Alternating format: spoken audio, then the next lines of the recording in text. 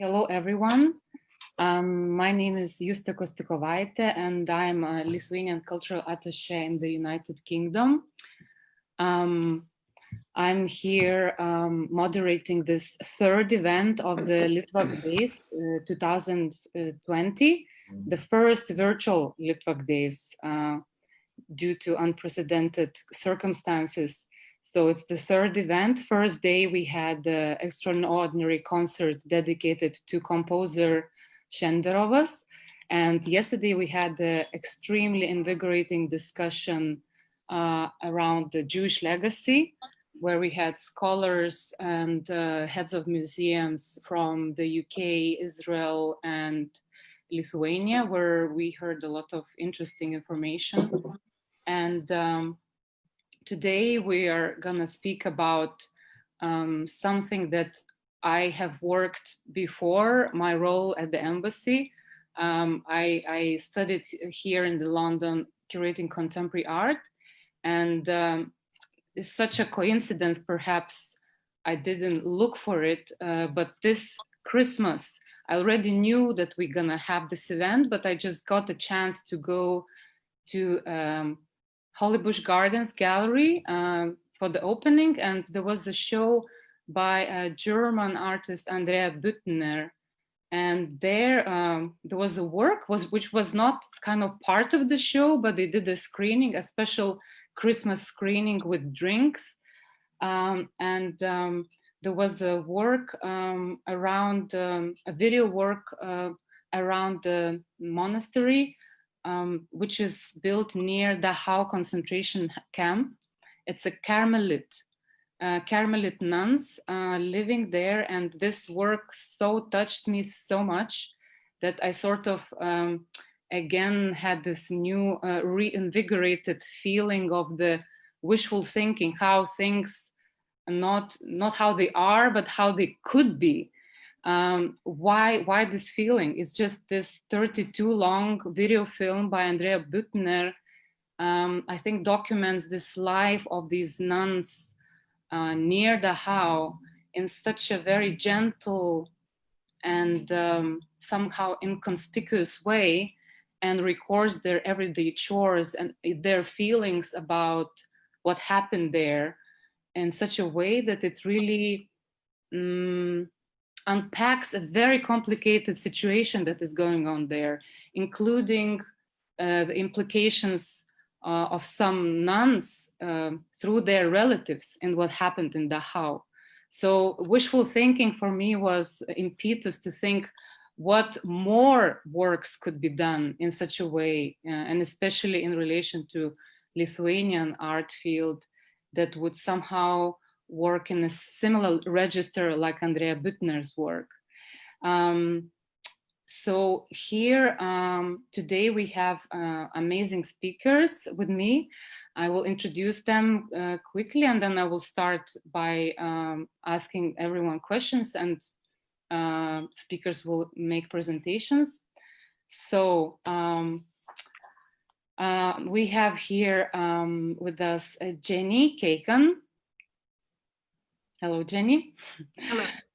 We met Jenny very recently, actually, through Bill McAllister, I believe. He suggested me to meet you. And Jenny Kagan is a theater designer, light artist, and also contemporary artist that has already worked with Lithuania and specifically produced work for Kaunas 2017 Biennial. And she's also producing work for the future events with our another speaker, Ave Cider. But Jenny Kagan is also a Litvak, which is very important case here in our today's discussion. A Litvak artist based in Britain, in the UK, who also had made shows here in the UK. She produced, for example, a show Out of Darkness that deals with her parents' history and surviving and then migrating, so creating these immersive installations. And later on, which is very connected to Janie, it's a relative of Jenny, our beloved and esteemed academic and human rights activist, Professor Irena Ave Cider. Hello, Irena. We're honored to have you here. She has been really seminal in kind of transferring a lot of good news, but also very painful, her personal history, a Holocaust survivor, but also working relentlessly academically and as a public speaker on resilience, mourning, and acceptance of traumas. She has recently published a book at the Central University Press, which we're going to speak about later. And she was the head of Thomas Manns House in Nida. She's a Germanist, and she has received a Goethe Medal for her work as well. And now we move to another Litvak artist, Esther Shalev, who is based in Paris. And sorry, I'm just going to take some water. Esther, hello. Oh, we don't hear you. Hello. Hello. So Esther, I think, is also like, we found Esther, not me, but my colleague in French embassy in Paris. I think the story goes that she went 3-4 months ago to a bookshop where a bookshop owner just by chance mentioned a name and said, "You probably know this artist. She's Lithuanian born." And then the name of Esther Shalev was uttered. I know that some artists, some curators in Lithuania already knew about you before that encounter. At least I spoke with them and they gave me your name. But that was the kind of turning point for us. And I know that after this encounter, very quickly in a couple months, you have presented your presentation at the Trauma Conference in Vilnius.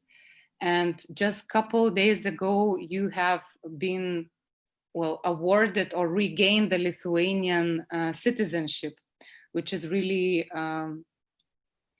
very short time for everything to happen.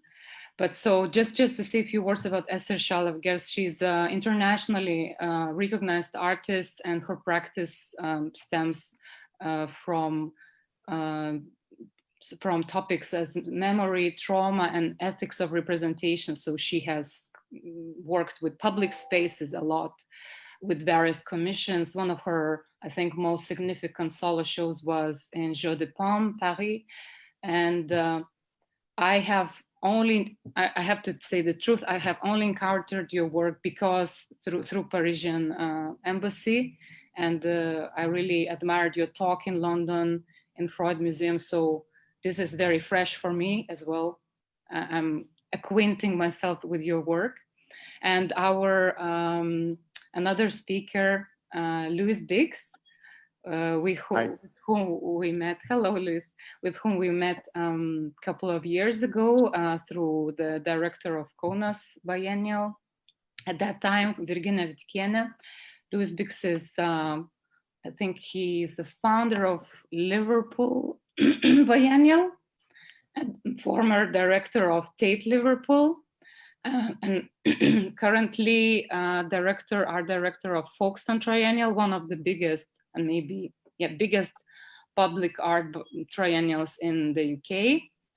And in 2000, I think 2019, you were art consultant of the Kaunas Biennial, and you're still working with the Kaunas for the Kaunas European Capital of Culture, consulting them on the community and engagement projects, I think.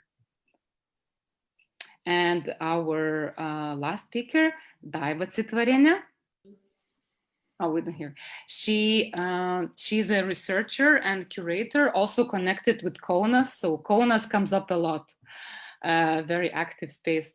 Ave Cider, she has produced many cultural and art projects in public sphere and public realm, especially projects that engage with audience in different ways. So, for example, Storytelling Festival and also memory office. And I know that the Ave Cider is involved in many more projects, and one of them is also involving commissioning the work by Janie Kagan. So I introduced everyone, and I would like to start from Janie. I know that there will be parts where Janie and Irena will be speaking almost in a conversation, but maybe it would be great that both Janie and Irena, you could start from introducing your personal story and also relationship between you. I know you have probably told it many times, but some of our audience members haven't yet heard this story. Well, I'll start by saying that I wouldn't actually be here today if it wasn't for Irena, and I mean that in two kind of ways. First of all, and most literally, Irena was the person who in 1943 introduced my parents to each other in the ghetto. So had she not introduced them, I would literally not be here. And also as an inspiration and as an education in my life, and as a life educator and as an artist, she's inspired me to do a lot of the work that I do. So both literally and emotionally, she has given birth to me in this context. So a bit of background is that, as you say, I was originally working in theatre, and after some time I wanted to find a different language to start to tell the stories that I felt were really important to tell. And I had this amazing story of my heritage and of my parents' story that felt like a story that needed to be told. And so I started to look for new ways to tell it, which is where Out of Darkness, which you've already talked about, came from. So I'll show you a few images just while I'm talking. If I can make the technology work. There we go. So Out of Darkness is an immersive experience, and it tells the story of my parents' survival during the Holocaust, where they met in the ghetto, introduced by Irena, and survived in hiding. They escaped out of the ghetto into hiding and survived living in a tiny wooden box for 9 months, and survived the war, the two of them, with my grandmother. My mother's parents both died. My grandfather was killed in the Litvak Garage massacre at the beginning of the war, and my grandmother perished in Stutthof. So this was the work which really set me on this journey, and it was as a result of this work that I was first invited to go and work in Kaunas for the Biennial. So Irena, do you have anything that you want to say about Out of Darkness before I go and talk about other work? It's a very nice, very emotional, very well done, very well done exhibition. It's not only an exhibition, it has a content and tells the story of your parents. It's very moving. When I saw it the first time, I was almost crying. You made it in a very nice place, nice in the word that it suits to the topic, because it was in a cellar, I think, and there was water on the floor. So I hope you can all see it through the video, Out of Darkness. So I will not tell more now.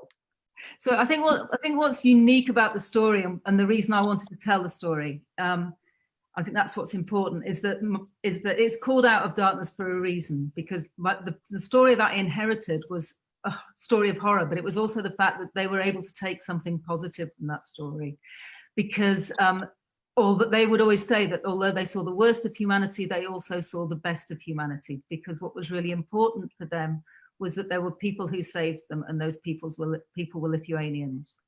So this is kind of a really unique perspective that I can bring to the work in Lithuania, is that my parents had this horrific experience, but they also felt that that they were saved by the Lithuanian families that helped them through the war. So it's really important to me to bring that unique perspective to the work that I do. So when I was invited to make work, and there's one other, because we're sort of short of time, I just want to share one other piece of work with you, really, which is the first piece I did in Kaunas, which was for the Biennial in 2017, and I was invited to make a new monument.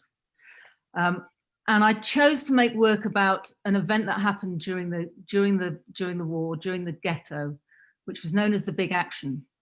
And this was a selection which took place in the ghetto on the 28th of October in 1941, when there were 30,000 people around in the ghetto at the time.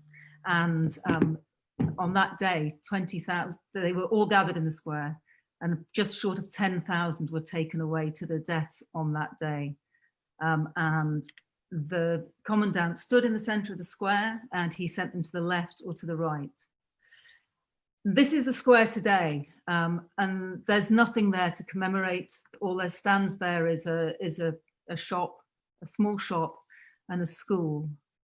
So what we did for this work is we designed a carrier bag, and we made just short of 30,000 of them, and 10,000 said to the left, and 20,000, give or take, said to the right. And we also went into the school. This is the important thing, is that I was able to go into the school and work in this school that stood on the site with these kids who knew nothing about this event and who walked on this space every day. And I was able to go and work with the kids and explore the event. And together with them, we hand numbered each of these carrier bags so that all of them had been handwritten. And the shop gave them out over the course of several months. So anyone that went into the shop was handed a bag which said to the left or to the right. And what was great was this actually became an event that was owned by the school and owned by the community. So the shopkeeper, for instance, suggested that he would add to the receipts a commemoration for the event, so that everyone who got a receipt for a piece of shopping received something that told them of the event. And at the same time, we also had a lot of testimony around people who'd actually been there. And so the bag had a link to the website where people could go and listen to the stories of that day. Yeah. So that, go on, Justa, sorry. Yeah, it's a great work. I mean, it's really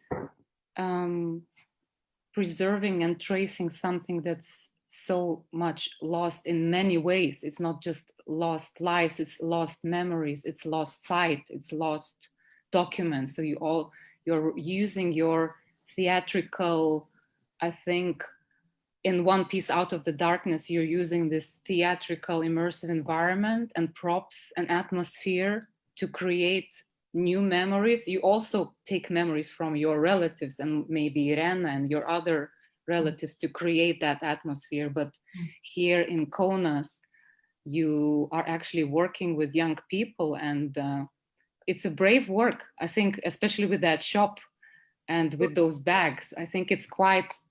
Well, I chose that word, yeah, because for me it's really important, because what the interesting thing for me about working in Kaunas and working in Lithuania at the moment is the change that I've seen since I first started to work there, and the fact that people are starting to have conversations that were very difficult and are still very difficult, but that there is a change and that those conversations are starting to happen.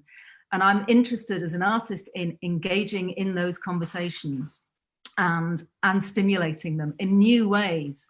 And so what was interesting for me was, by working with the kids and then providing the bags to the shop, that the grown-ups would take the bags home, and it was their children who were then able to turn to them and explain to them what it was about. So it's about reversing conversations and just finding new ways to connect cross generations, because that to me seems to be the challenge that Lithuania faces, but the challenge that we all face in different ways. So it's a very specific issue, but it's also addresses a bigger issue. So if I was to share one piece of work about Lithuania that I've done there that I think is interesting, and that is the impetus for the work I'm doing there in the future, I think that's, given that we had a short amount of time, that was the work I wanted to share.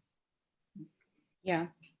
So what do you think, what were the reactions in comparison, let's say here, Out of Darkness, to that piece, which you showed here? Yeah, it's a very different beast. I'm really excited that we're going to be presenting Out of Darkness in Kaunas in 2022. And the difference between presenting it as a tale of what happened to people somewhere else and a tale of what happened to them, where it's people's own story, is a hugely fascinating challenge. And I think that's something we've yet to explore in detail, but that's something that I'm relishing the opportunity to explore. And let's move to Irena. Irena, dear Irena, would you just the same question? Just would you mind again tell very briefly, like, your life story, which is very important here to hear, and then I will pose more questions about other issues. Very short, I can say that I was born in 1928. I am 92 years old. I had a wonderful childhood. Then I became a ghetto prisoner, and then I was saved.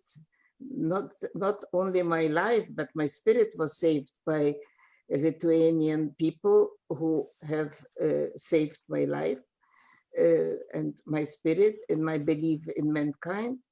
And my second mother became Stefania Ladigieni, a wonderful woman, a widow of a general, which became really my second mother. And after the Holocaust, I understood that nobody is interested in it, and you could not talk about it. So I turned to my studies and never speak about the Holocaust and the past when I'm not asked. I don't want to put it on anybody, only if somebody is interested to understand what happened. So, and we wrote with a wonderful young historian, Aurem Ašvedas, a book together. It is in English. I can show you how it is. It's translated into 4 languages. Can you see it? Yeah. Yes, we see it. Yeah. So this is the book. And if somebody is interested, you can, of course, buy it through Amazon. And then you will know everything about me. Yes, so this question actually is, my question is related to this book. You are always speaking about some kind of life rule that you have, looking for the truth. Can you say more about it, where this rule came from? This idea came from my education I got at home and at school and from my family. Everybody was they were all very honest people. My grandfather, my uncle, my mother, my father. And I thought that the most important thing in life is to be honest and not to lie, and to be tolerant to other people. I realized from my parents already that people are different and not everybody is like you, and you have to understand them and not turn away or somehow blame them for that they are different. So I think these were the most important things I learned in my family and also from my second mother, and it leads my life. Don't you think that sometimes, at least in Lithuania, when speaking about sensitive issues, telling the truth is sometimes easier through theater or books or art installations? No, I was never a politician and was not interested in it. I was always a person of culture, and I always thought that through culture you can say a lot. You can affect also the feelings of people, and you understand a lot through feelings if you are somehow touched emotional. Also, Brecht thought that your brain should also work, and I understand it as well, appreciate it. And I really read a lot from my childhood on, and I recommend everybody to have their own opinion, their own brain, and not to be manipulated by politicians or parties or something else. Manipulated by artists, wow. No, by artists, you have also to know what real art is, and a real artist, I don't know, you can't be manipulated by Shakespeare or Tolstoy or Belunas or I don't know, I could here mention a lot of writers. You have to have your own opinion, but in art, in real artwork, also in wonderful pictures, you see, you can feel a lot and understand a lot. Which three works by Lithuanian artists or theater makers you would say that tell the story of Litvak story and encourage the feeling of empathy the most? What would you select or point out for our viewers? I don't know, in theater now is very active. My former student, Gintaras Varnas, he's a very good director, and he directed now 2 plays, Nathan der Weise, this is a play written by Lessing in the 18th century, which presents a very clever and humanistic Jew who lived through crusaders, all the wars in the 11th century. And then he also directed a play written by Sobol, Joshua Sobol, Ghetto, which was also presented actually in London, and they saw it for the first time in London in the National Theatre. It's a very humanistic and very, very interesting play, yeah, which shows also the tragedy of this period. And there is a very interesting figure. The main figure is Genses, Jokubas Genses, who is really a tragic figure, but it should take too much time to tell you the story. So maybe you can read it. It is available, I think. We will try. Yeah. Coming back again to your book, published by Central European University Press, the title goes, Life Should Be Transparent, Conversations about Lithuania and Europe in the 20th Century and Today. So it's in dialogue with historian Aurimas Švedas, where you reflect on your experiences. Can you tell a little bit more, what do you mean life should be transparent? What kind of glowing hope we can find in this? There was a lot of discussions how to translate the title of the book. In Lithuanian, the word skaidrus was used. Skaidrus has more content than transparent because it includes also moral values, honesty, that you should be honesty. This is the main thing that it is and should be. It is not how to say it in Eisakimas. It's not a order, but it is a conjunctive. I don't know how it is in conjunctive. How is it? It should be, not it is or it had to be, but it should be. So it is. It's a desire that life should be. It would be good. Yeah, and it means that life should be. You should not be ashamed of it. That you can talk about it. That you can that your life is honest and you have nothing specially to hide. You didn't do any evil to other people. And this is what I meant, skaidrus, it's in Lithuanian. But we didn't find another word. We thought maybe the life should be clear or something else, but there is no such word like skaidrus in English. So decided and that it will be called transparent. It is the closest. Thank you. It's very much to do with this kind of radical honesty. And now we are moving to another speaker, Louis.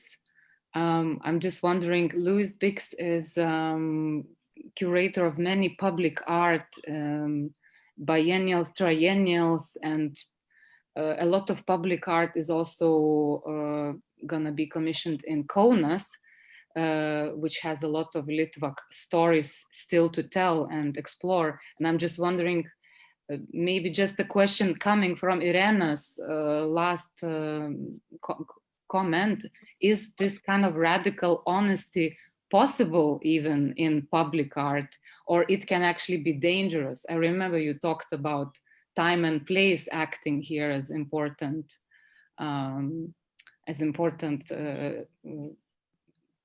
ideas. Yes, I want to thank Jenny and Irena for what they said, because they brought up the importance of discussion and the importance of context, and both of these things are immensely important if we are talking about art. In fact, the best thing that an artwork can do is to give people the space to discuss what surrounds them, and so the context, the history and the geography of a place are the most important things when you are talking about art in public space. You know, I'm neither Lithuanian nor Jewish, so everyone has more to say on our topic in this panel than I do, but perhaps my interest in art in public space is relevant. So can I'll try to move to my my presentation.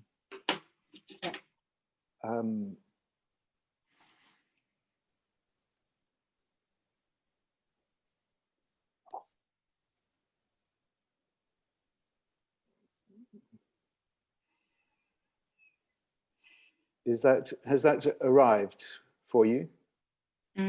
I don't see it. Not yet. No. If you press this button below share screen, from the Zoom. Yeah, I'm trying. And if you have the PowerPoint open, yes, before then it is open. Select it. Actually, if you can't put it up, I can also. Yeah, we have it. Here we go. Yeah, and you can also okay. Screen. So I just wanted to start by expressing my love for Kaunas, because I visited Vilnius, and Vilnius is a beautiful city too. But I was so surprised and delighted when I arrived in Kaunas to find a city that is not only a medieval city, but also a city that is. Sorry, I'm still trying to get the full screen. Can you see the? No, you just go on slideshow and then full screen. Now, yeah. So this is the confluence of where the two rivers meet and the old city in the center. And here is some of the scene from the old city. Because many people maybe who are watching today with us will not have visited Kaunas, and it is such an amazing city. This is the new town. And the most important thing to know about Kaunas, in my view, is that it was the capital of Lithuania in the 1920s and 30s. when Vilnius was in Poland. So during the 20s and 30s, as capital, it hosted the embassies of all other countries. And so there was a frenzy of building fabulous modernist buildings in Kaunas to support the diplomatic community. And of course, the legacy of that moment is still very visible in Kaunas. So, and this is Laisvės Avenue, the Liberty Avenue. I'm told it's the longest pedestrian street in Europe. And but what a fantastic centerpiece for, you can't help but feel good when you walk down this street. Okay, so I've said my bit for Kaunas, which is a truly remarkable place, and I'm looking forward very much to seeing the all the events that take place in 2022 when it is European Capital of Culture. So for today, now for this conversation, I wanted to introduce just three artists whose work I think is relevant. Mark Rothko was a Litvak, and I mean, although he was actually born in Latvia, his parents were Lithuanian, and so his roots were Lithuanian. And when I was director of Tate Gallery in Liverpool, we exhibited the Seagram murals, and so we made a kind of we tried to make a Rothko Chapel like this in order to display the paintings in the best possible way. The Rothko Chapel is perhaps his most famous artwork, and it's a building hung with his paintings, designed for discussion. Actually, you can go there any day and you can sit and contemplate the paintings in silence, or in quietness, but as well as meditation, the room was designed for discussion, and so it picks up on this idea that Jenny and Irena were talking about earlier about the function of art to create discussion and to allow people to get to know other people's points of view and to learn what they don't already know, and hopefully to learn sympathy or empathy for other people's positions. So in the Rothko Chapel is sited in Houston in a park, and these two artworks are together. There is the artwork by Barnett Newman, Broken Obelisk, and the Rothko Chapel. And it's very interesting that Barnett Newman, well, the Broken Obelisk caused a lot of controversy when it was originally erected, because people thought that it was a comment on American power. They thought that he was, Barnett Newman, I should say, was also from a Jewish family, actually Polish rather than Lithuanian, and he was born in the United States, but again, his culture is well, he's Polish. And people thought that this artwork was a comment on American power, because it was a moment when the Vietnam War was still running and there was a lot of protests. And so people read this artwork, abstract artwork, as being a criticism of American power, which was, well, I don't think it was Barnett Newman's intention. None of his artwork has specifically political references in it. But most artists that I know, if they're good artists, are always delighted when their artwork creates an interpretation that they had not expected themselves, because this shows that the artwork is working in other people's minds, not only in their own mind. So maybe Barnett Newman was happy.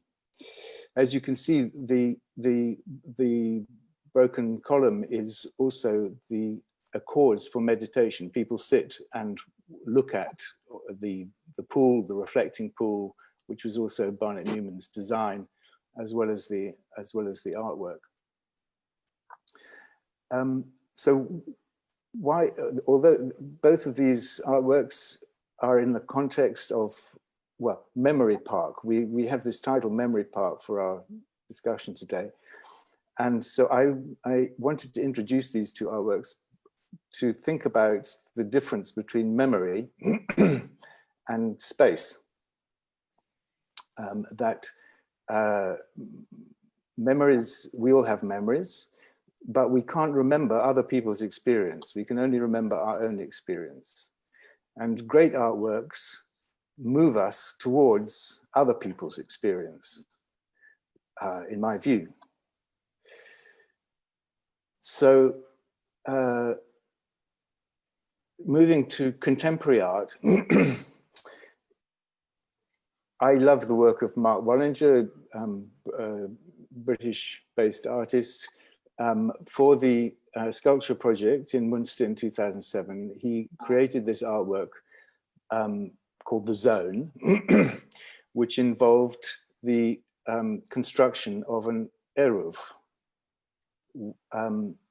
It's a thread or a wire or a line that is erected around a space.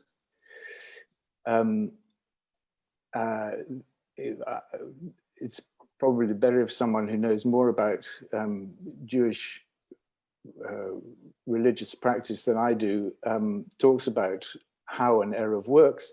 But as I understand it, it's the ability to create to mix the private and public space in a way which allows religious observance to continue. So Mark Wallinger created this zone around the center of Munster, and that's all the artwork is. There's nothing there apart from an attitude in people's minds, and the idea that when you physically move from one location to another, you cross a threshold that may change your attitude or may change the way that you think about the world. I think it's a very it's a very provocative artwork in some sense because of its insubstantiality, but I think it's also very profound in the way that it asks us to look at our context all the time. When are we crossing thresholds? When do we carry our behavior from one area of life, private area of life, into public area of life? Are we more honest in our private life than in our public life, or do we have to be more honest in our public life than in our private life? These are important questions, so that's all from my presentation. I just wanted to come back to a kind of overview of why I'm involved with trying to commission artworks in public space. It's because I do think that art functions as an instrument of socialization. It helps us become different people from where we started. And the way that it does that is because we need to construct the meaning of the artworks that we are looking at. You know, an artwork doesn't mean anything until you or I make it mean something. It's just a material object in itself. And this process of the discussion around an artwork is analogous to the construction of civic awareness, the kind of way in which we develop attitudes as citizens, the way in which we develop our trust in government or not, and the way in which, in a democracy, political power is assigned. And so I really do believe that the practice of putting art in public space and making the artwork live is if you like, is a form of the encouragement of social responsibility that can then also find expression in the way we live as citizens and the way we run our countries through politics and government. So that's all I had to say about. I think I now unshare. Yes, I'm back. Thank you so much, Louis.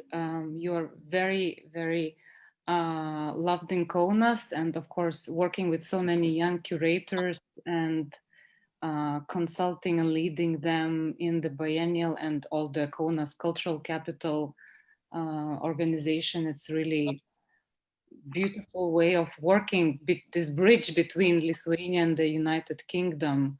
So I really hope that your multifaceted experience in land art Mongolia and in many other places, teaching at Shanghai University, the public art, that you bring all these kind of global also perspectives and global experiences to Kaunas, because I think in each of these places, perhaps you can say there are tensions, even in Folkestone. Maybe you can name one work, one maybe story that was actually, activating those 3 points that you were just saying, the consensual trust in government and the civic response.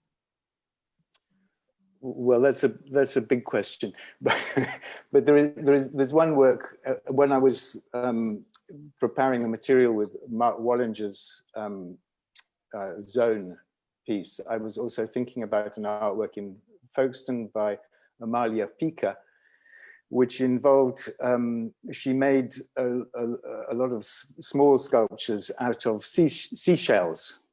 Folkestone is a seaside town, and so seashells are very easily found, and many people collect them. And so she made her seashells, and then we went around knocking on people's doors, asking if they would be prepared to look after one of her seashell sculptures for the duration of the triennial exhibition. I should say that the triennial exhibition takes place entirely out of doors. We have no museum or gallery in Folkestone, so all the artworks are new commissions, site-specific for the outdoors. And so she asked people if they would host one of her sculptures in their front window, on the street, so that people could see the resident could enjoy the sculpture from the inside, and people passing by could see it through the window and enjoy it from the outside. And in doing so, when you're standing outside, you can't help but wonder about the life of the person who lives inside. And the person inside can feel other people looking in their window all the time, and so they can't help but feel connected with the people who are outside. And I thought this is a very simple but extremely interesting way to connect people, to make a connection, and it is please come to Folkestone and see it. A beautiful story of a very beautiful engagement with the local inhabitants, and kind of with their houses, even with their inner and outer, again, this edge of the private and public. And just coming back to some British artists that work with the Jewish history, we spoke about Rachel Whiteread's work, Nameless Library in Austria, a monument, Judenblatt's Holocaust Memorial, which she was preparing, I think for 5 years. She was traveling around the world, and she went to DC, as she said herself, to see a lot of heartbreak etched upon the memorials. But what I want to say that I really enjoyed when Rachel, when she was asked if somebody would spray a swastika on her memorial in Vienna, if somebody would spray a swastika on that. She said she didn't want that to be cleaned, and she said that if someone sprays a swastika on it, we can try to scrub it off, but a few daubed swastikas would really make people think about what's happening in their society. So from that kind of remark, I really also linked to earlier work, which was made by Esther Shalev Gertz, our next speaker, with Johan Gertz. You produced the work, I think in 86, which is even longer, at the suburb of Hamburg, Hamburg.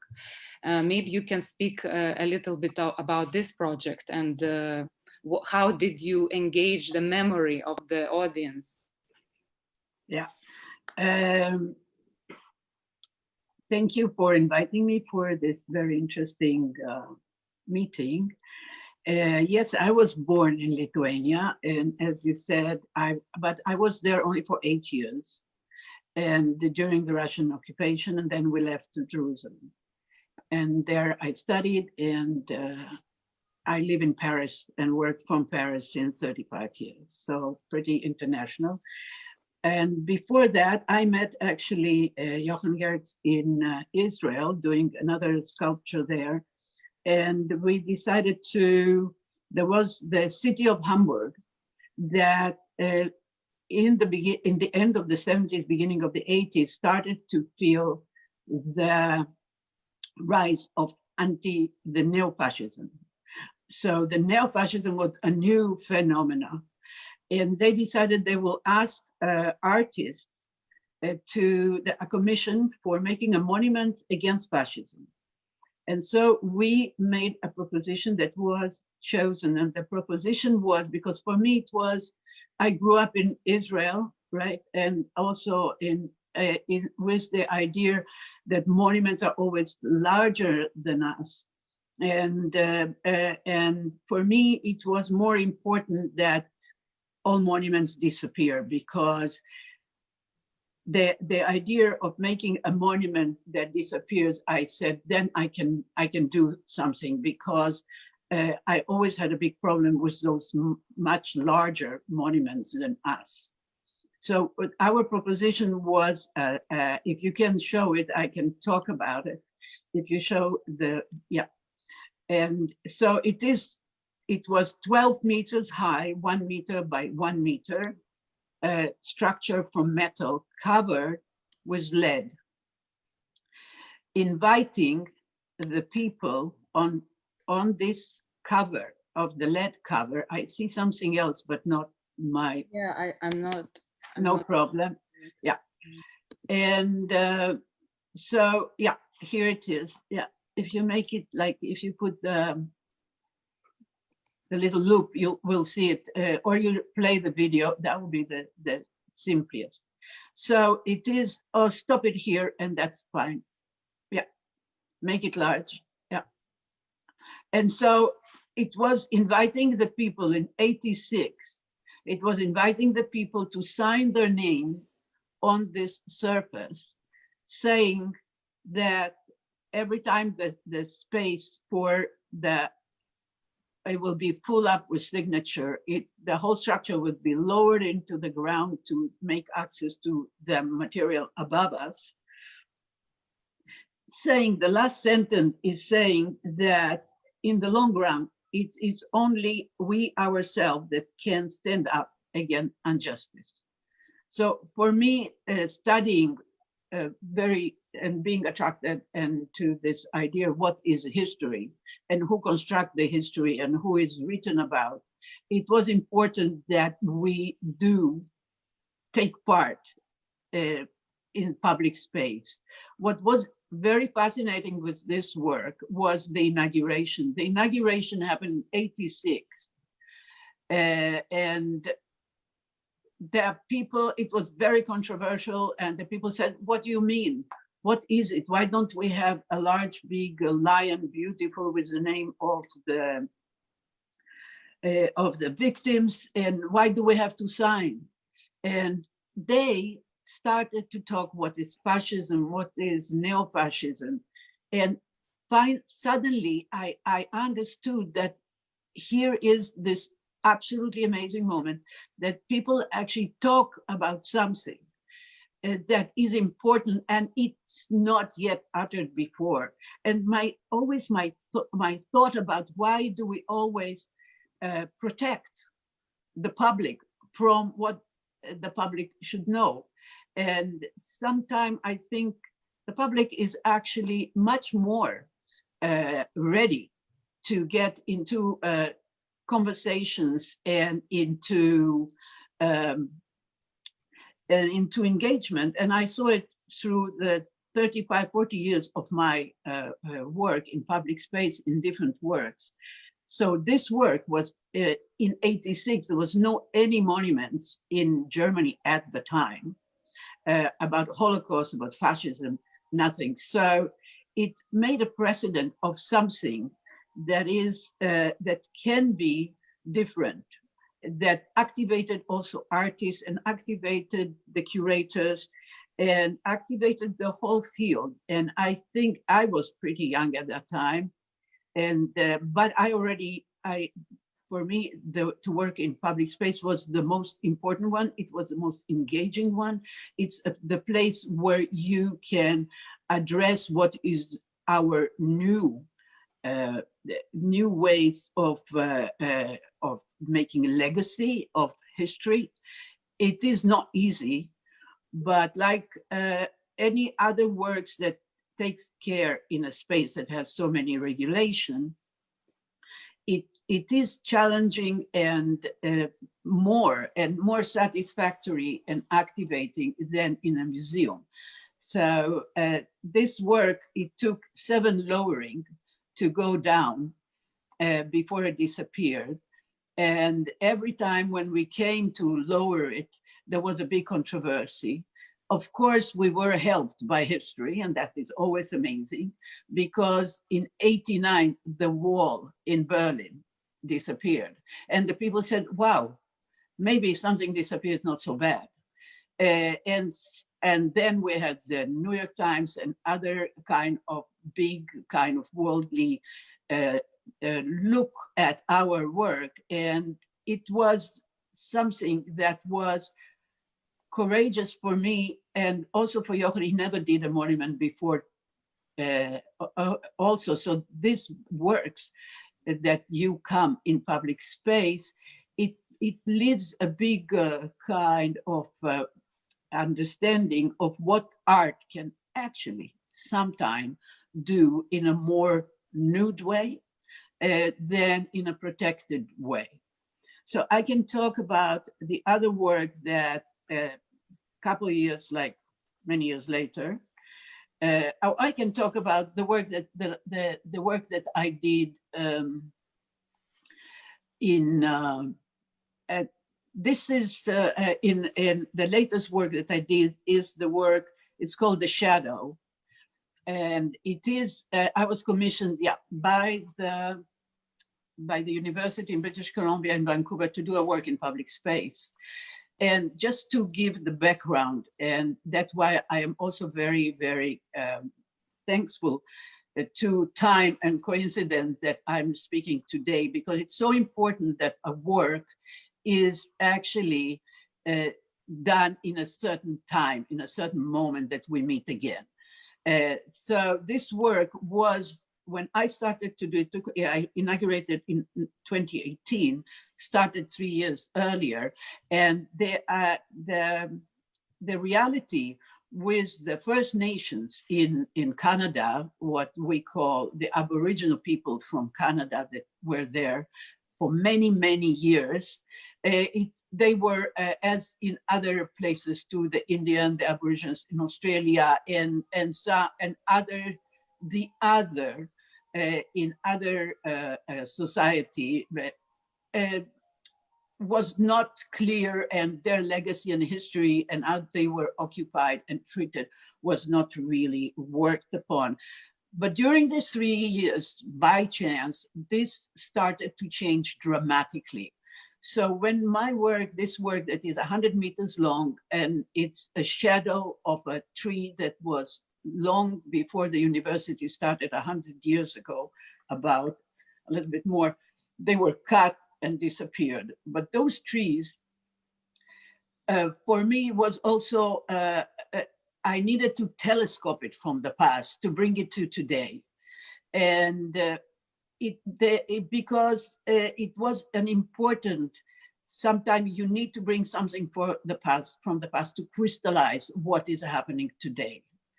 So this image of this shadow that doesn't move, it is kind of a spot in time. Usually shadows move because the light moves. So this shadow allows us a reflection while we walk on it, because it's large and we actually walk on it.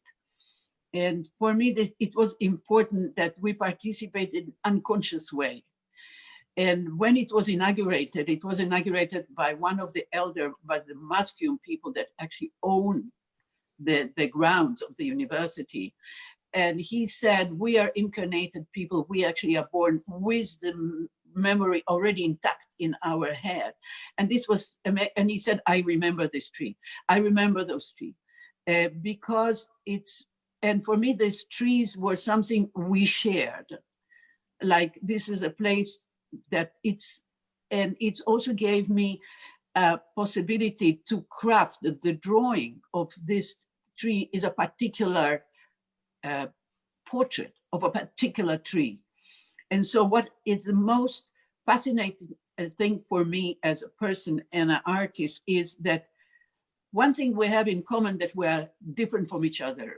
Our face is very different from each other because of our history, because of our ancestors. So because my father and my mother looked the way they looked, I looked. So we have in common that is the differences. And we have, for me, this was what I could bring up in this work. And talking about portraiture, I would talk briefly about a work that I did. It's called Between Listening and Telling. And it was a work that I let you look at it first, maybe for 2 minutes, that I was commissioned. Can you make it larger, full screen, please? Thank you.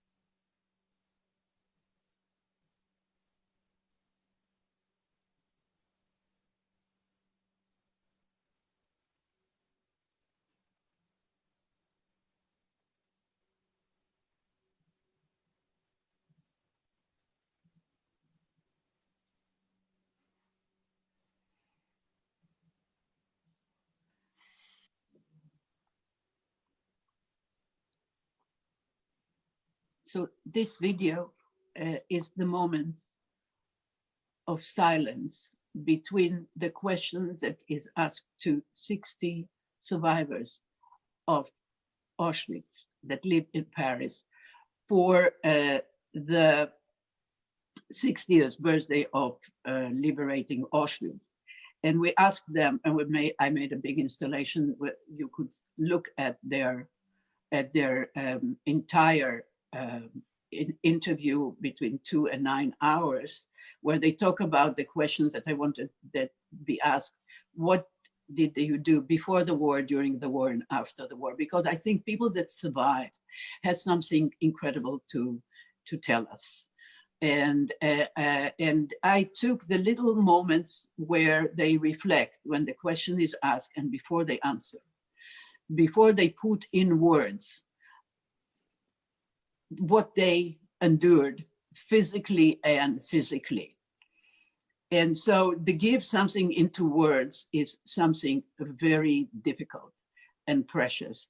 So this moment where they go to where they need to go to bring it up for us. This silent, I made this triptych where we can see their faces, their portraits of silence and memory.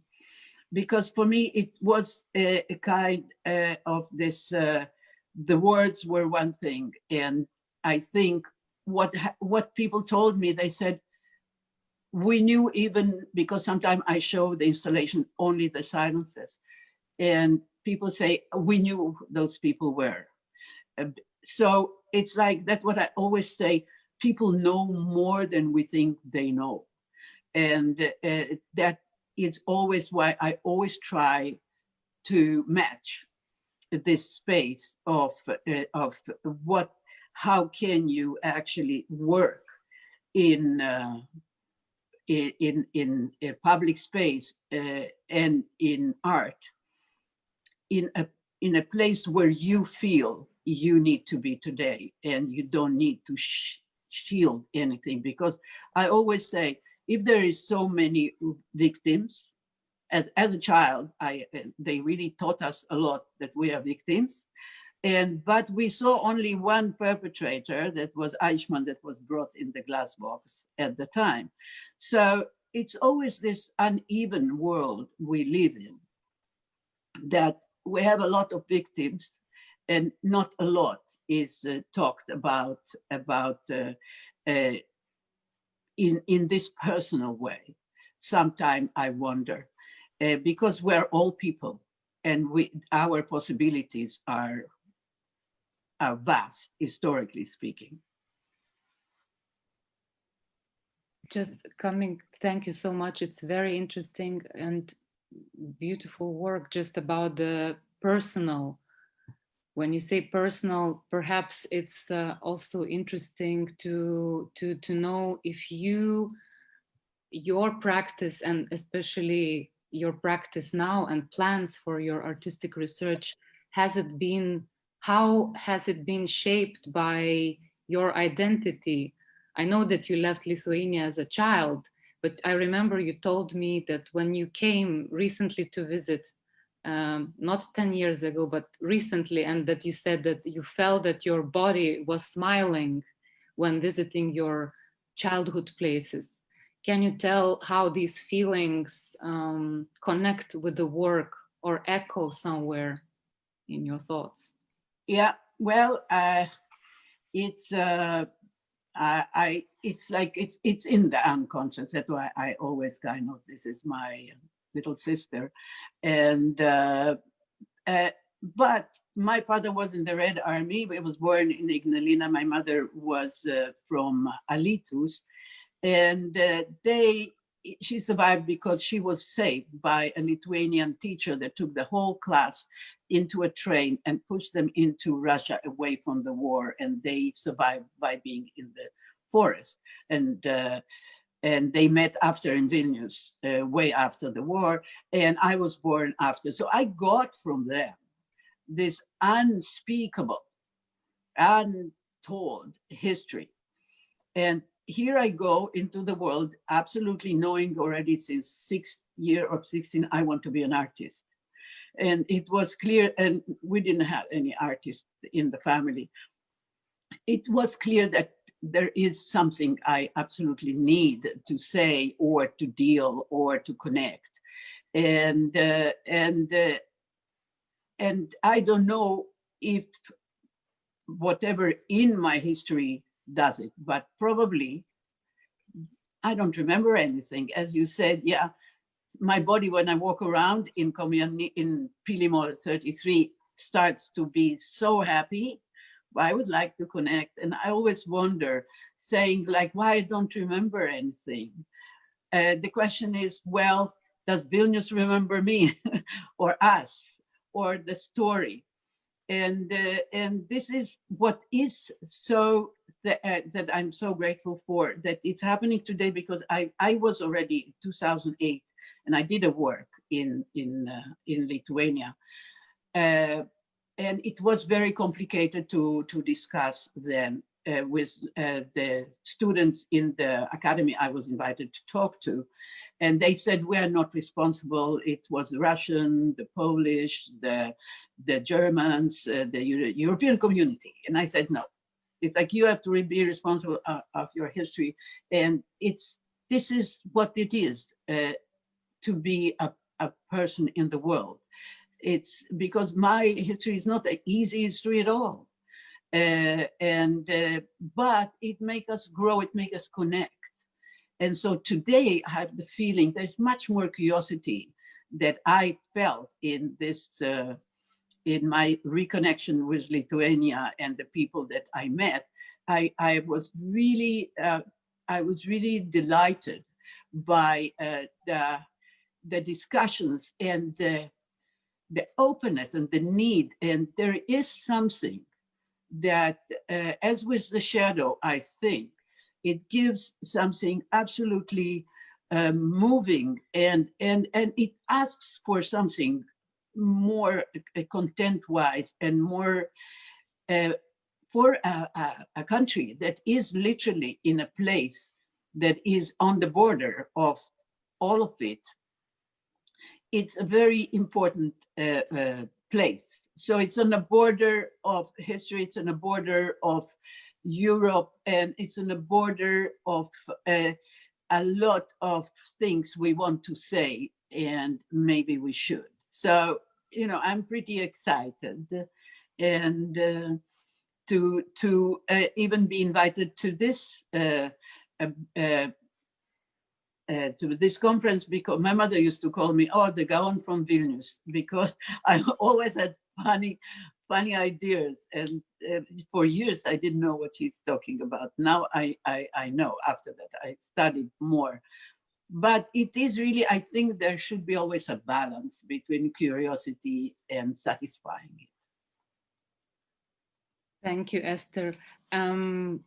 Just wanted to, remark that also for me personally, this whole conference, it's not what I kind of know or studied or researched. This history, I just start to, let's put it this way, scratch the surface.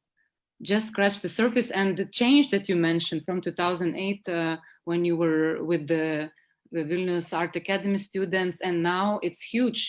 So the change happened also with me, because I started reading, the books started to be published, much more activities started to happen in Lithuania, and it's gonna happen more and more now.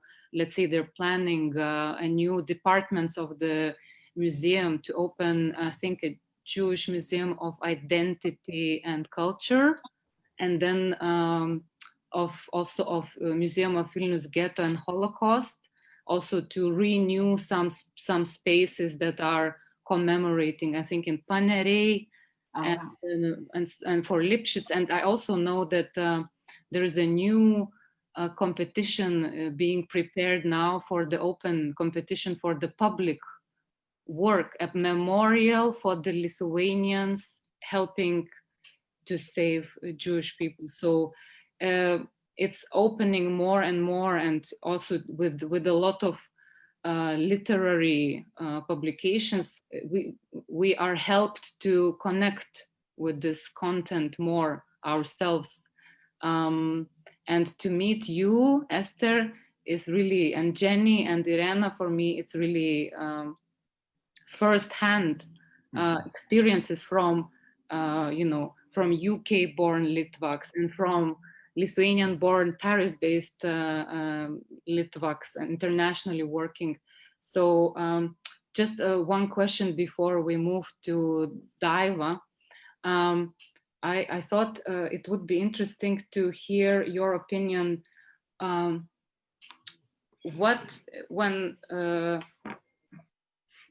know that a lot of your works deal with the sensitive issues. Like we saw in Louis' presentation that the sensitive issues arises when there is discrepancy between, I don't know, civic society and government trust. And I also have felt that there is some sort of curiosity, but also a little bit of, well, maybe I'm too self-critical, a danger from at least Lithuanian cultural scene of not just reaching out to you, but also sort of appropriating Litvak or artists with Litvak heritage. And I know that I personally, my heart fills with joy when I meet Janie, but also when somebody mentions to me that, you know, there are Litvak artists with Litvak roots like Esther Shalev, John Raffman, Marta Rosler, and many others. And then you you feel that this is your family that has achieved a lot that was lost somehow, and now you can invite them to work, but it's also a danger of appropriation somehow. What do you think about this question of trying to say that I could say just good luck, but you know, it's like identity in this way for me is, you know, look, the first time I could drive directly without showing my passport through Europe was what made my identity really swell and open up. Okay, because Lithuania is a place that the border moved so much. It was big, it was small, it's international. Like Lithuania itself can be like a little Europe, you know, so it doesn't need to appropriate. We're already there. The history, the international history, everything is there. It's like the only thing is, how can you actually, how Lithuania can speak itself out, you know? It's like we are all there. We are all there. But for me, it's like, there is several things in art that are important for me. It's like when you deal with violent subjects, how not to show the violence. Because I had once a very amazing discussion with Leon Golom, that is an amazing artist, and he made a big painting of 3 white people beating up a black person. And I was a very young artist, and I was sitting at the opening, we showed something else, and I said, it's now forever he would lie on the ground being beaten, and they forever will be standing above beating him. What do we do about it? What do we do about, you know, it was like the monument against fascism, it been lowered. How can we actually talk about violence without showing violence, because we don't live right now in a violent situation. So how history and today can challenge each other.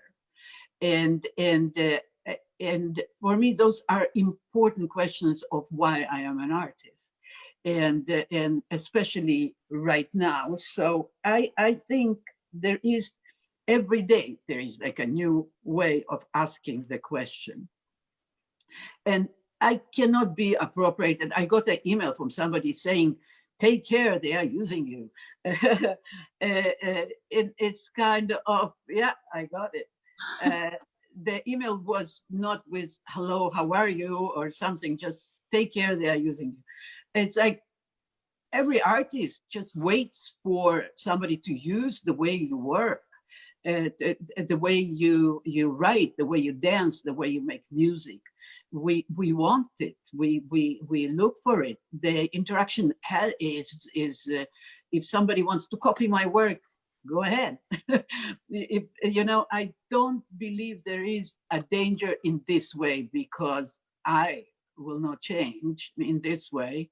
I will just grow together with somebody that wants to grow. Thank you.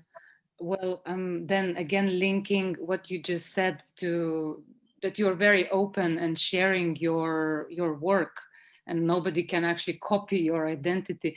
To give floor to our last speaker, Ave Cider, a curator and researcher who probably knows a lot about these kind of building bridges between Lithuania and all this diaspora, Litvak diaspora, not just Litvak diaspora, living abroad and working with Janie Kagan and other artists. So maybe you can tell us a bit more about your work and research in Kaunas and in all these projects that deal with memory.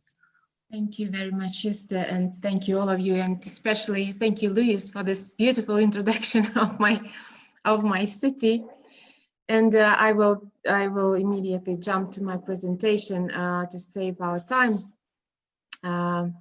So I would like to tell a few sentences about the concept of Kaunas 2022 as European Capital of Culture project in general. So our program concept was based, first of all, on the challenges of the city.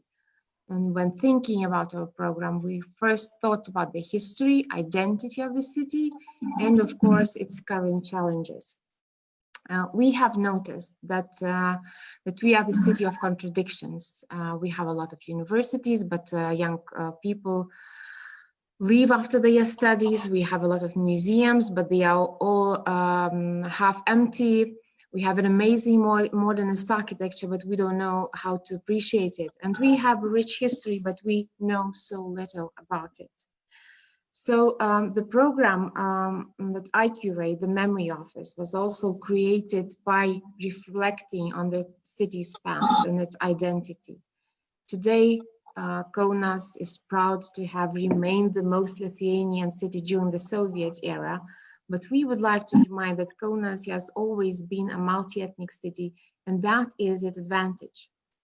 But now we live in a city where there are no longer almost any signs of cultures and life that once existed here. The memory of those communities was erased by both Nazi and Soviet regimes. So the goal of the Memory Office program is to remind those neglected, forgotten stories of our city. We aim to encourage an honest discussion about the tragedy of the Second World War, to perceive this period as part of our own history, the history of our fellow citizens, not as someone else's history. And we also want to encourage a dialogue between different memory communities. But we also understand that in order to start a dialogue, we need to get to know each other. We need to bring back the knowledge about the history and culture of the communities who used to live here.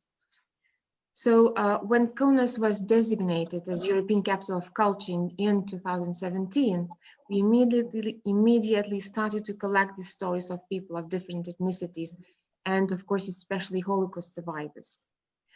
So we make interviews and put them on the website, which is translated in English, is called Sites of Memory. We feel that those stories are needed for our future, but we also would like them to have different lives. So we invite artists to create art pieces based on those testimonies. We are also on the way to publishing a book about the history and culture of Kaunas Jews, which hopefully will help us to learn more about the rich heritage that the city inherited. Last year, we launched a new annual initiative, a city-telling festival, which aims to bring together storytellers from different fields. With this festival, we want to awaken multi-ethnic memory of the city, to remind the forgotten stories, and to increase dialogue between different communities, while encouraging people to be proud of the place they live in. Last year, the festival lasted 8 days, involved about 20 partners, and hosted over 40 events. The program included such events as a concert performance dedicated to the memory of Kaunas Ghetto Orchestra, for example. We also performed a piece created in Ghetto by a composer, Percy Hyde. We were especially pleased that the concert attracted the attention of Litvaks from all over the world, and Percy Hyde's son, Joseph, came from the United States specifically for this concert. And there was another exhibition presented in the modernist building built by 2 Jewish businessmen during the interwar period. It told 3 different stories of the Second World War in Kaunas. One of them was told by Fruma, a friend whose family is Jewish. And then another story was told by a woman whose mother was German and father was Jewish. So when Germans came, she became Jewish and had to go to the ghetto. Luckily, she was saved from there. But when Soviets came, she became German, and she was deported to, first of all, the idea was to send her and her mother and her grandmother Siberia, but then the train went to Tajikistan. And the third story is of a Russian guy whose family's roots are here from the 19th century, from the Tsarist period, and whose Russian father was also deported by Soviets to Siberia. And those stories tell and show us how those tragic historical circumstances divided the community that used to live here, and divided into, I would say, different sides of the history. And you already know Jenny Kagan, and you know that we are collaborating with her, and we are very delighted to do that. And so during this festival, we also had a public art project at the central venue of the festival, created by Jenny. It was installed in so-called Tranquility Park, or former Kaunas Old Cemetery, which since the 19th century was shared by 4 denominations. Now it's a kind of a memory field where you can still see some traces of the multicultural past of the city. As someone said, memory is retrieving history. So we would like to retrieve this lost past by bringing back, first of all, Litvak artists, their stories, and all Kaunasians, or as you would say, Kovner, from all over the world. And with the projects of artists like William Kentridge, as you probably know, prominent Litvak artist from South Africa, and we are delighted that we are going to have his exhibition in 2022. Or artists like Philip Miller, also a Litvak from South Africa, who is going to work with already mentioned Jenny Kagan. And Jenny also presented her project Out of Darkness, which we are going to have in Kaunas in 2022. And Bruce Clark, Litvak from South Africa and France, and a Litvak program that we are planning, that we hope to create together with the Litvaks of the world. But Memory Office, first of all, speaks about the past and tries to learn from the lessons of the past. But we do that in order to talk about the future, about the scenarios for the future of the city. And so at the local level with this program, we would like to encourage a dialogue between different communities and cultures to get to know our history better, to create relations that were ruptured. But as I already mentioned, in order for a dialogue to begin in a society in which historical wounds have not yet healed, one powerful tool is needed: empathy. I believe that empathy can best be fostered not by academic articles, historical facts, or statistics. Empathy can best be fostered by art that affects us in the most deep way. Only empathy leads us to a deep understanding of each other, true compassion and dialogue.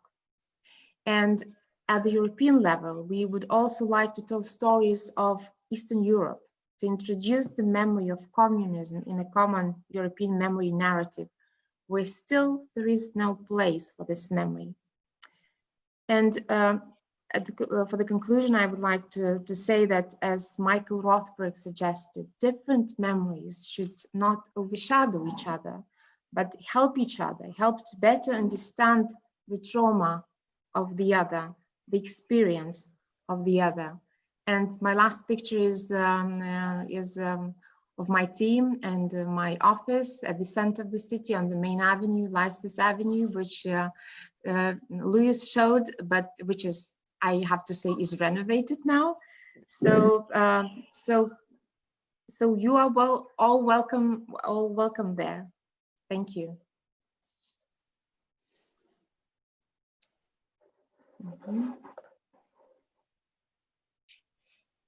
Thank you so much, Daiva.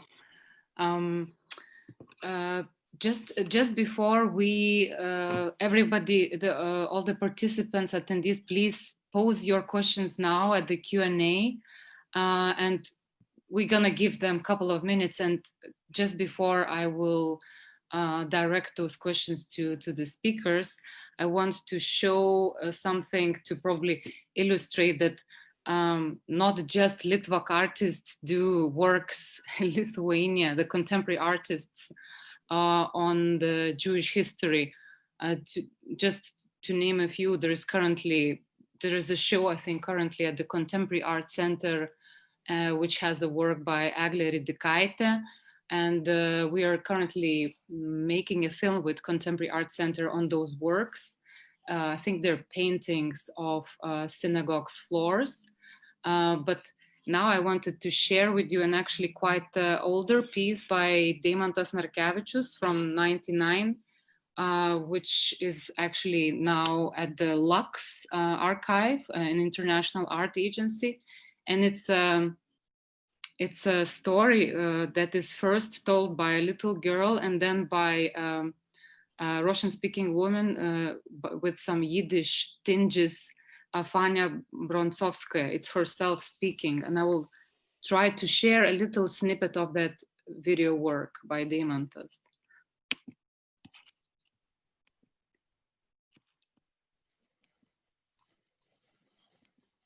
Это было в июне месяце, наверное, или так. Мы сидели, и вдруг пришли немцы, молодые, пришли и сказали: пойте. И мы не в состоянии петь, вообще не до этого.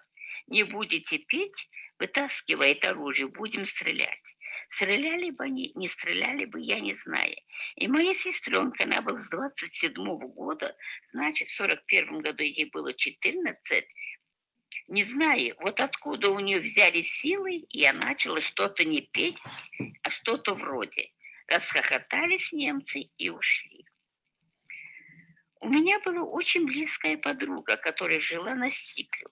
Отец у нее, мать умерла чуть не при родах, был известный революционный деятель, бундист. Но это еврейская социалистическая партия, Кан Вердили. Его звали Кан, была фамилия Вердили, партийная кличка. Она пришла ко мне.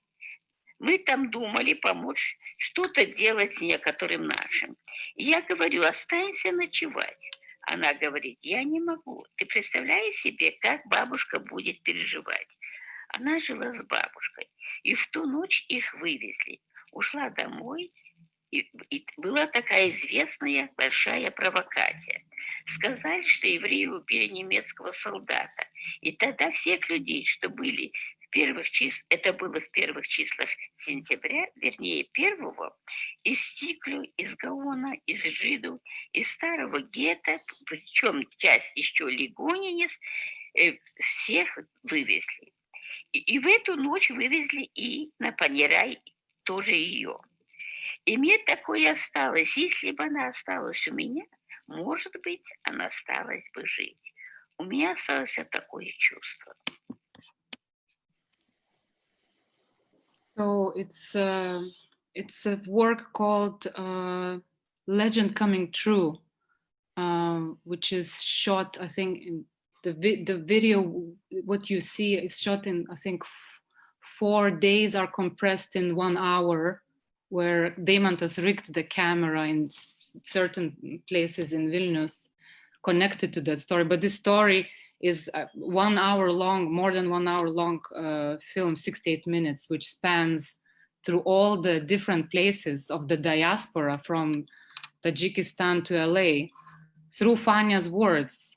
But we can see that protagonist herself is invisible, as in many of your works and Janie's works, you deal with something that's invisible and needs to be exposed or recreated through new means for the new memories, kind of positive memories to be created. I was really moved by this film, how sort of almost not emotional the protagonist is speaking about the most traumatic events in her life. But now I have to give floor to our invisible audience.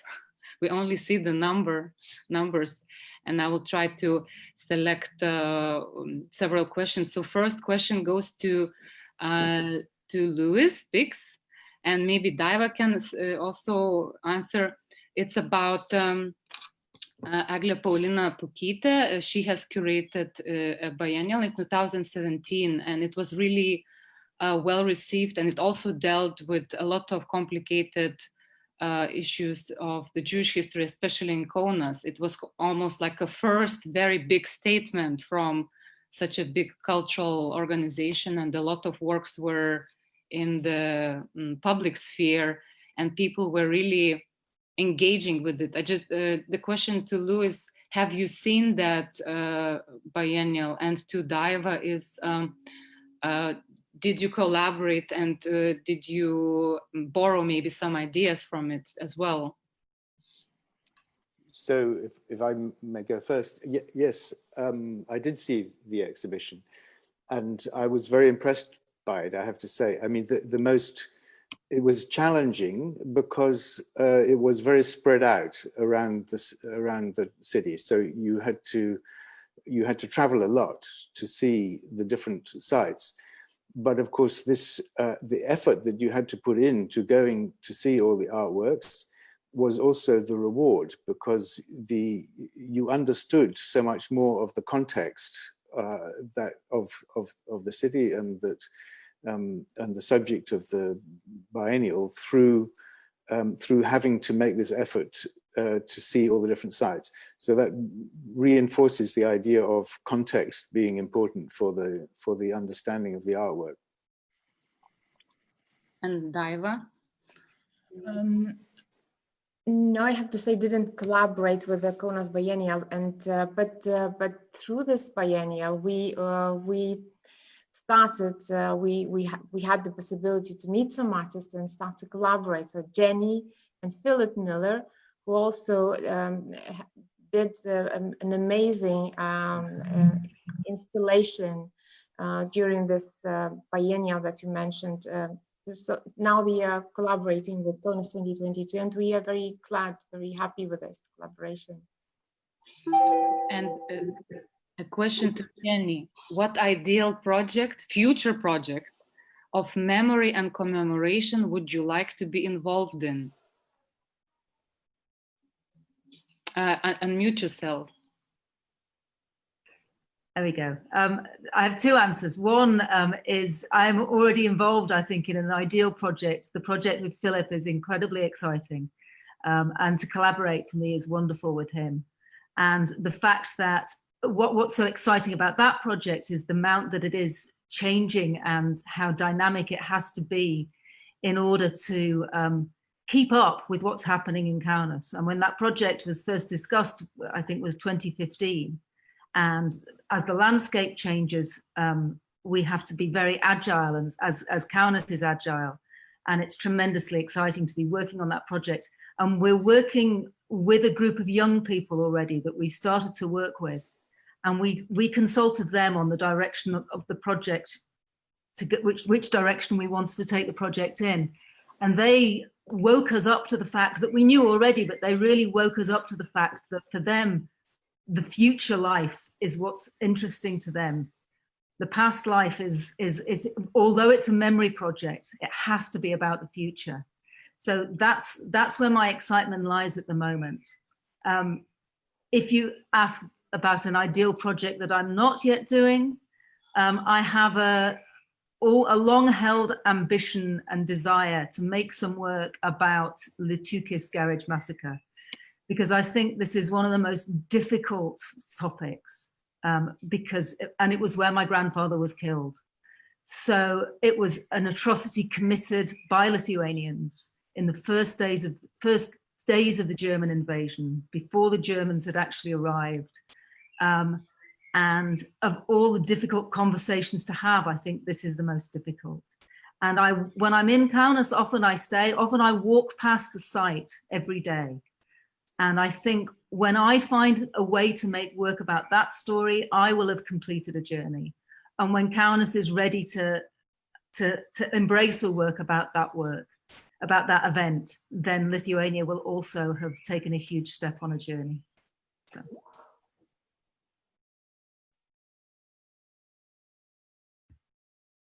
Mute myself. A question to Irena. There was an exhibition in the Warsaw Museum Polin. I think it's a Jewish, quite new Jewish museum. And they had an also exhibition by various diasporic artists. And the three elements of that exhibition, it was also very based on oral histories, I think, and also memory. So there was 3.5 concepts, so-called presence, absence, and traces. So again, we are speaking about something that doesn't exist. And the question is, what would be the ideal half concept? What else should we be looking for with this half element missing from that? You know, I must think about it. I couldn't answer it immediately because it is a very complicated question, how you should deal with all that. But I think that as more open you will be, as more you will recognize what really happened, not accusing, but just understanding and showing empathy, it will help not only to see through history, but also to help Lithuania to become free. And so, how we say in Lithuanian, nomesti savo kuprą. Can you explain? Can you translate it into English? Yeah, sort of shed the stone from your heart. I don't know, Louis. No, from your back. From your back. Kupra. Yeah. So kupros. To Because you are all the time, you know, you are coming back to this question about the Lithuanian participation in this terrible time in killing Jews, which is unfortunately true, but it's not the whole nation. You cannot blame the whole nation.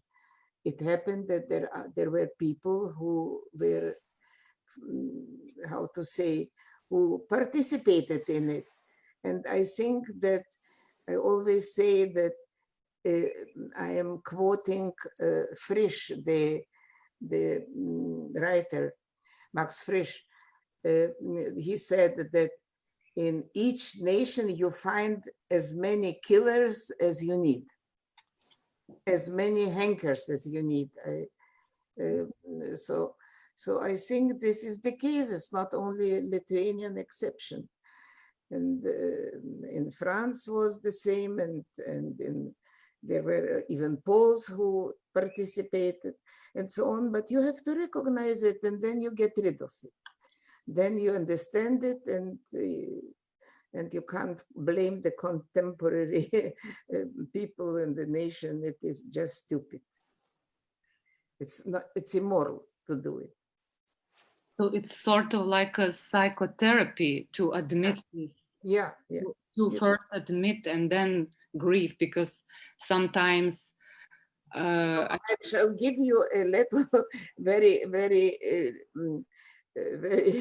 stupid example. When I was a little girl, I knew that when I was a baby, I knew already that I should not make,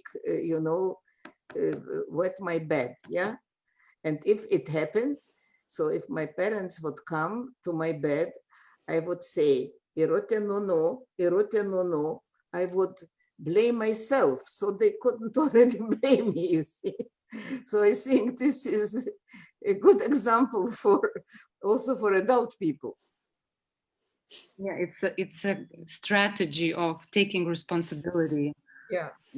But for that we need to accept it. Just wanted to mention Marianne Hirsch, a professor of English and comparative literature at Columbia, author of Generation of Post-Memory. It's just interesting, I think, her term post-memory that she's using to define the stories of sustained trauma that can become as real and as potent to those who receive first-hand accounts of atrocities, or those good stories like you, Irena. You also talk about a good and very bright story. So it's this post-memory that probably we are now also building now together, and building together, and we will continue to build together. And I think all the problems will be really solved and they are going in the right direction. In Lithuania, definitely. And especially young people. They made already so many steps. You can tell what the young people introduced to our society. For instance, reading the names. And if you, the names of the killed people, they're coming on the 23rd of September. And it is, and they're in different places, and they are reading from the book where all the names of the killed Jews are mentioned, and they're reading, families are coming, father, mother, grandmother, children, all are reading, everyone is reading names from this list. So this is, what can you else do? It's very, very important what they have done. I know the people, the young people who invented it and introduced it. And now they are also be read by about the Gulag people. And what has to be also stressed is we sometimes forget that, for instance, in 1941, when the deportation to the Gulag started, 30% almost from the people who were deported were Jewish or of Jewish origin. And this is never mentioned. It seems that only Lithuanians were deported. The actions of the Soviets were not based on nationality. They were based on the social background, or so-called bourgeois, the bourgeois and so on, but not nationality. Yes, thank you, Irena. And I just wanted to end on this nice note of young people and us, different age people, building this post-memory, the continuous process all together, and also to thank also Lithuania of naming this year, of course, of the year of the Jewish culture, and 300 years of Gaon birthday, since Gaon's birthday. And I want to thank all the speakers and all our audience. And I hope to see you, of course, in the next Litvak days, so in 2021, hopefully not virtually, but in real. So thanks a lot, Louis, Daiva, Jenny, Esther, and Irena, and let's say goodbye to our audiences. Thank you very much. Thank you for coming. Yeah. Thank you so much. Bye.